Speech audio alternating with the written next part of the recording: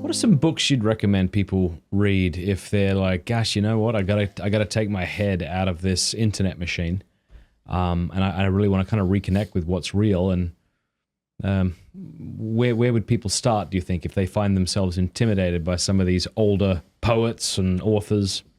Well, that's a great question. The first thing I would say is the important thing is not who you read, but to switch off. Okay. I'm not saying permanently. Yeah. If I believed that, I wouldn't be here. Yeah, But it's about temperance and prudence. We have to spend more time in God's presence, and we can do that obviously most intimately in prayer, especially in front of the Blessed Sacrament. But we can also do it just by being in the presence of His beauty in creation. We should just get out and see. I love that. Sunrises, sunsets. Yeah. We should see the poetry which God. I mean, every single sunrise is unique. Every sunrise is a unique poem. Right? No two sunrises are identical anymore. Any two trees are identical. They're all loved into being by God.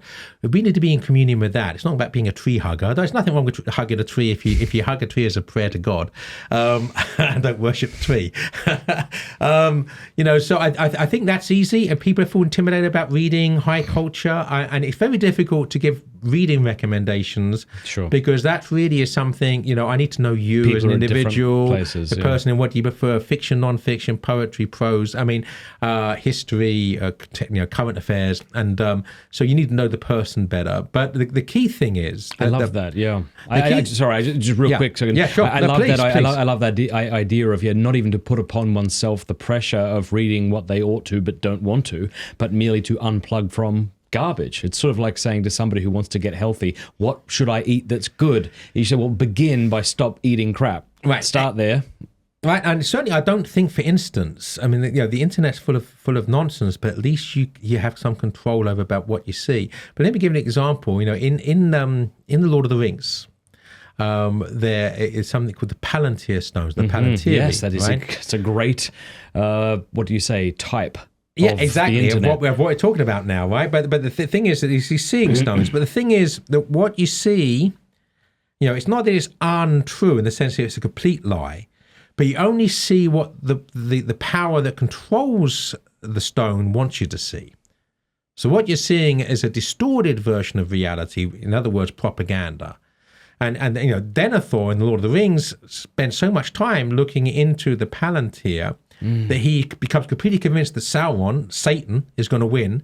And although he doesn't support Satan necessarily, but he thinks, well, his power is pointless trying to resist the power of evil because it's going to win. He despairs. So what people don't realize, and Tolkien was a linguist, the word palantir in Elvish, you might think this is getting obscure, but it isn't. No. The word palantir in Elvish means far-seeing or far-seer. The German word for TV is Fernsehen, which means far-seeing, but the English word for television, tele, is Greek for far, vision, video, Latin for to see.